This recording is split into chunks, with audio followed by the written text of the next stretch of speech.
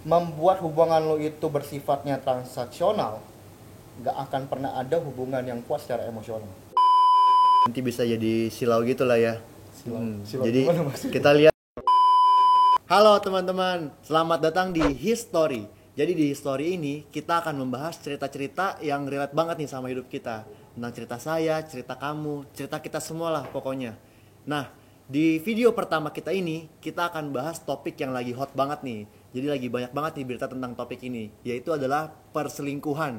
Nah, di topik ini kita udah kedatangan Ko Feribas nih. Selamat datang nih Ko Feribas. Halo. Jadi kita akan membahas tentang perselingkuhan. Jadi stay tune ya. Ko, kira-kira kenapa sih orang bisa selingkuh? Oke. Sebenarnya selingkuh itu kita harus pahami dulu ya. Kalau selingkuh itu permasalahan yang agak kompleks. Pernah dengar gak kalau misalnya kayak orang selingkuh itu kayak selingkuhannya itu tidak lebih baik secara fisik dari pasangan aslinya? Kebanyakan berita sih begitu ya. Yaps, karena selingkuh itu tidak melulu soal fisik. Biasa orang pemicunya itu ketika dia tidak mendapatkan something dari pasangan aslinya, sehingga itu dia melihat orang lain bisa ngasih itu ke dia. Itu pertama, kita harus pahami bahwa selingkuh itu kompleks. Yang kedua adalah biasanya yang membuat selingkuh itu jadi dalam atau kayak lebih besar permasalahannya itu karena komparasi.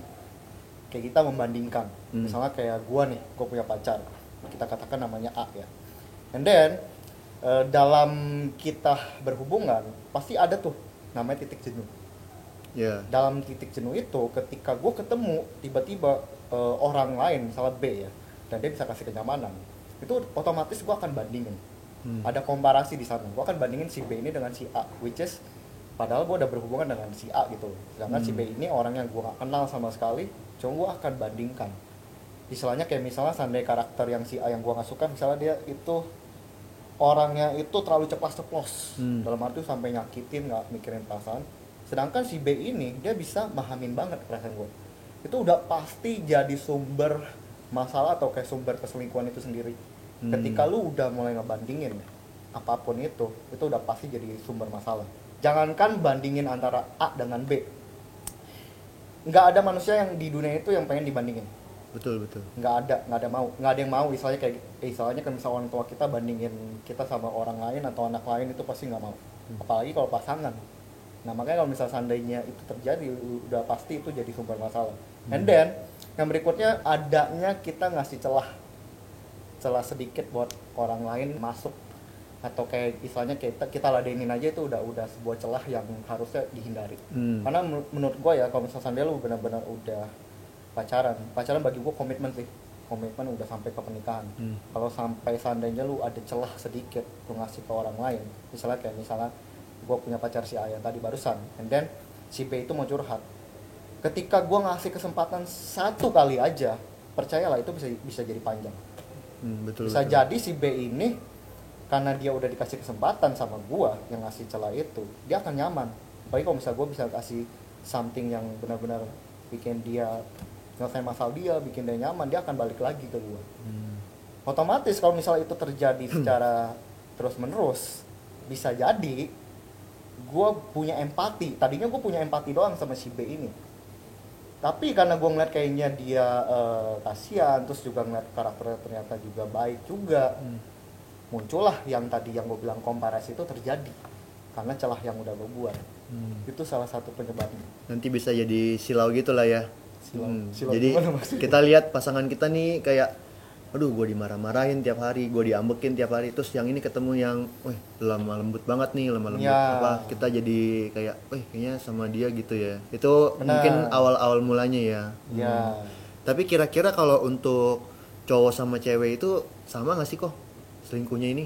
Beda Ya? kan, beda. Cowok itu kalau selingkuh ini ya sebenarnya banyak faktor, cuma gue akan jawab satu aja.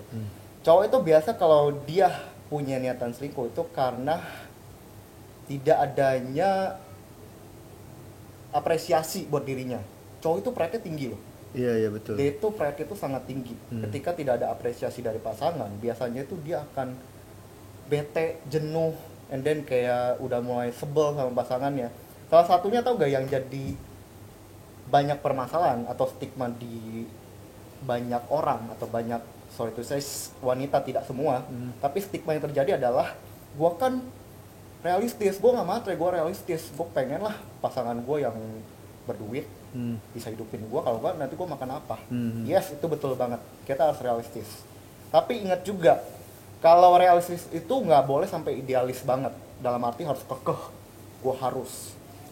Karena kalau misal seandainya si cowok punya pasangan yang terlalu idealis dan realistis kayak gitu ya, biasanya cowok itu kalau dia udah mencapai puncak karir suksesnya, misalnya kayak udah dia sampai kaya, dia akan berpikir ulang, lu aja pacaran sama gua terlalu idealis, gua sekarang udah mapan nih.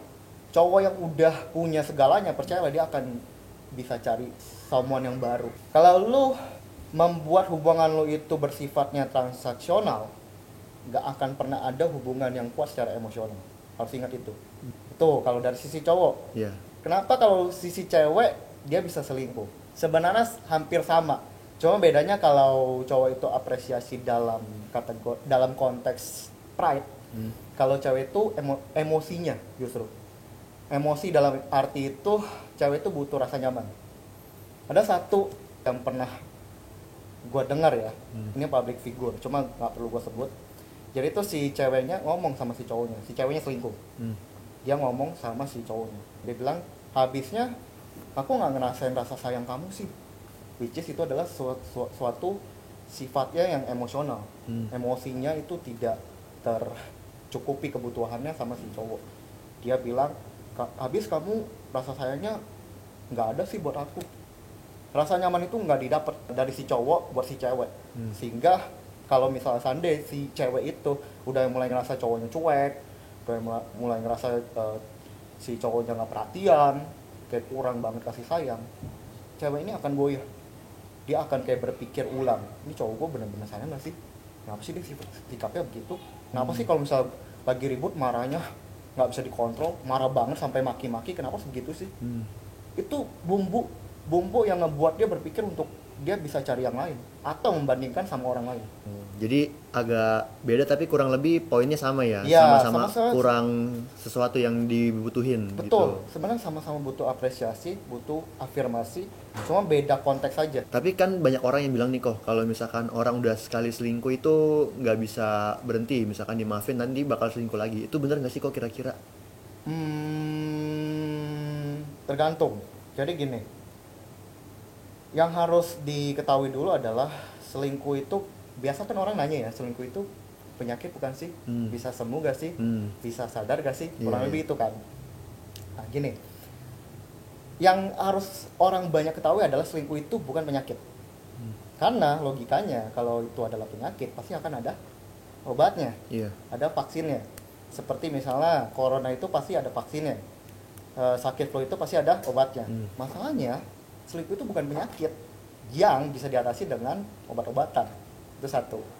Nah kalau bicara tentang apakah dia bisa sadar gak sih atau nanti akan kambuh lagi gak sih, ada dua tipe selingkuh itu sendiri ya. Yang pertama adalah in a bad way, maksudnya dalam arti itu emang dia punya habit untuk kayak jenuh, dia cepet bosen dalam sebuah hubungan, kayak dia sering cari pelarian.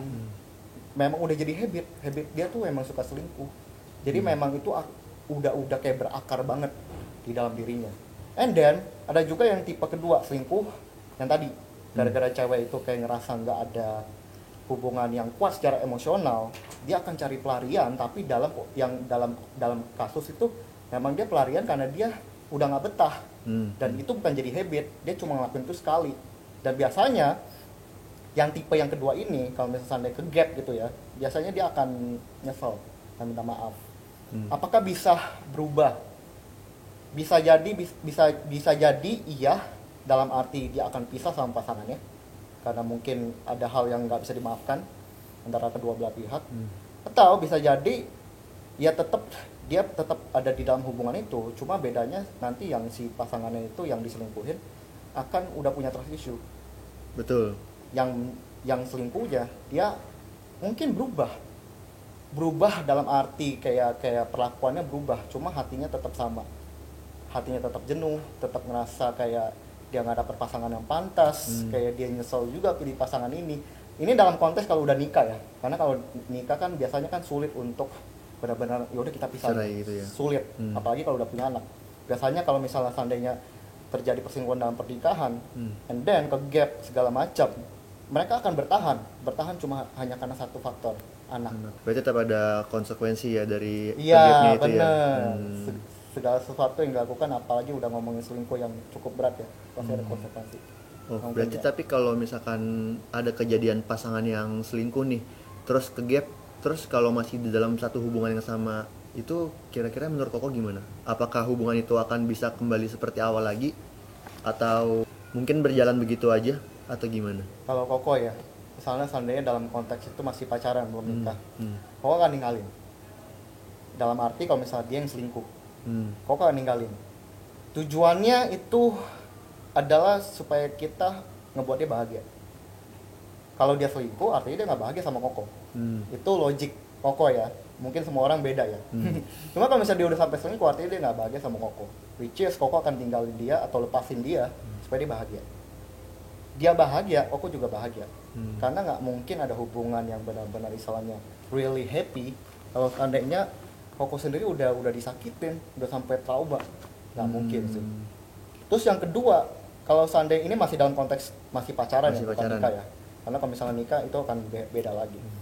Kalau misalnya masih pacaran, selain Koko akan lepasin atau tinggalin, Koko akan evaluasi diri. Pasti ada faktor. Kalau orang selingkuh itu pasti ada faktor. Misalnya Koko akan evaluasi diri dulu, kayak melihat dalam diri, apa yang salah dari diri gue? Kenapa dia bisa sampai selingkuh? Jadi bukan lihat dianya dulu, tapi ngeliat Lihat dari diri diri sendiri sendiri dulu. dulu ya. Pasti ada something wrong. Either itu dari diri sendiri, either dari dia, yang tadi yang faktor habit, atau faktor karena dia nemuin something yang nggak ditemuin dari Koko gitu, atau faktor eksternal, which is ada orang ketiga yang misalnya benar-benar Memang mau Lakor. deketin gitu. Oh. pelakor, pebinor, ya apapun istilahnya lah kayak gitu. Oh. Jadi kalau seandainya dari dia sendiri ya kita harus evaluasi. Tapi kalau dari faktor dia, ya itu udah agak sulit. Dianya sendiri yang harus berubah. Tapi kalau udah sampai faktor eksternal ya sudah. Mau dikata apa lagi gitu loh. Kalau misalnya gue tuh selalu percaya ya, orang yang selingkuh nih apalagi ya. Kalau misalnya seandainya dia udah punya Koko, and then dia selingkuh, Koko akan ngebuat dia pilih selingkuhannya. Kenapa? Kalau misalnya dia benar-benar cinta sama Koko, dia nggak akan pilih orang lain, nggak akan ada pilihan kedua. Wow, iya. Kayak gitu. Gitu sih. Oh, tapi kira-kira ada nggak sih kok kayak kunci buat pasangan-pasangan yang kita lagi nonton nih, buat meminimalisir terjadinya hal itu tuh, perselingkuhan itu tuh, Meminimalisir perselingkuhan. ya atau bahkan menutup celah. Ada nggak sih kunci yang kuat banget kira-kira dalam satu hubungan itu? Oke, kita akan kembali ke konteks pertanyaan pertama ya. Pertama, perselingkuhan itu kompleks, which is itu adalah faktor yang bisa terjadi kepada siapa aja, yang alasan juga tidak kita tahu akan seperti apa. Tapi kalau misalnya seandainya bicara untuk minimalisir, lu harus bisa cinta dulu sama diri lu sendiri.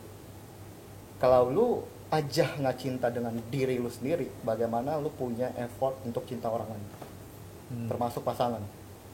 Jadi bukan prinsipnya gue cinta dia nih sepenuh hati, enggak. Mulai dari di sini dulu. Dengan lu udah benar-benar bisa jaga diri lu memang punya mindset yang benar tentang self love, lu akan cinta orang lain, siapapun itu, sahabat, keluarga, pasangan. Itu, jadi balik dulu ke diri Sendiri dulu ya berarti kuncinya. You gotta be happy for yourself before you kayak lu bahagiain orang lain. Lu harus happy dulu. Kalau lu cuma ngebahagiain orang lain tapi lu nya nggak bahagia, sulit. Nggak akan bertahan lama lah gitu ya. Iya, tidak akan bertahan lama. Oh, oke. Just Berarti be yourself. kuncinya di diri kita sendiri dulu ya. Just be yourself, love yourself, and then sebenarnya tuh komunikasi sih. Komunikasi ya. Komunikasi yang benar-benar dalam arti itu dewasa ya. Karena gini loh, ketika orang udah berhubungan, apalagi udah 1 tahun, 3 tahun, entah itu dia pacaran atau udah apalagi masuk pernikahan ya, 1 tahun, 3 tahun, 5-10 tahun, itu tantangannya besar loh. Pasti akan ada yang namanya fase jenuh. Walaupun hubungannya baik-baik aja, jarang sekali ribut. Ribut kecil-kecil lah. Iya, ribut kecil-kecil, benar-benar hubungan tuh happy. Pasti ada. Nah, karena manusia itu manusia yang dinamis. pasti ada yang namanya perasaan sedikit di hati kecil dia, itu jenuh. Jadi kayak cuman rutinitas gitu doang Iya, ya. ya karena memang hidup ini emang rutinitas, apapun yang kita lakuin, hubungan pun juga demikian. Hmm. That's why komunikasi itu penting. Hmm. Kayak benar-benar terbuka. Kayaknya hubungan kita ini perlu something new ya. Hmm. Ngomong aja. Kalau nggak bakal jenuh nih, bakal bosan gitu-gitu aja. Kita ngapain yuk? Bungee jumping kek, naik para layang kek. Terserah, lakuin hal-hal yang nggak pernah kalian lakuin. Misalnya kalau misal kalian takut tinggi, lakuin itu. Untuk memacu adrenalin supaya kejenuhan itu jadi hilang, karena ada sesuatu yang kalian lakukan di luar zona nyaman kalian. Tapi Berarti- intinya balik lagi ke komunikasi. Hmm. Kalau komunikasi kalian itu berani terbuka, apalagi untuk hal-hal yang agak sensitif, itu harus dikomunikasikan. Karena kalau enggak, seandainya pasangannya pengen sesuatu tapi selalu ditolak sama cowoknya atau ceweknya, dia akan malas komunikasi. Hmm. Dengan terbatasnya komunikasi atau karena pasangannya selalu nolak untuk komunikasi hal-hal yang sensitif, dia akan cari orang lain. Untuk komunikasi hal itu. Betul. Dalam arti curhat. Nah, itulah titik di mana kehancuran sebuah hubungan bisa terjadi kalau dianya itu tidak terbuka dalam komunikasi bersama pasangannya. Jangan sampai pasangan kita itu komunikasi sama orang lain, jangan sampai. Kalau tidak, ya nggak akan bisa bertahan, karena hubungan itu kan seumur hidup ya, Betul, betul. bukan cuma 1 tahun, 2 tahun, 10 tahun ya. Seumur hidup dia sama kita.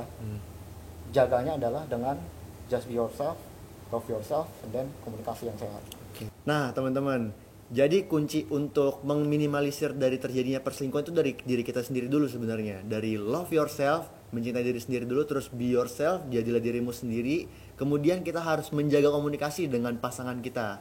Nah, kita udah sampai di penghujung acara nih. Tapi untuk teman-teman yang ingin ada rasa-rasa mau curhat atau dilayani lebih lanjut, kita ada link di deskripsi kita nih. Teman-teman bisa klik ke situ aja. Nanti ada tim kita yang langsung hubungin teman-teman. Nah, sekarang berarti gitu aja. See you next week teman-teman. Bye-bye.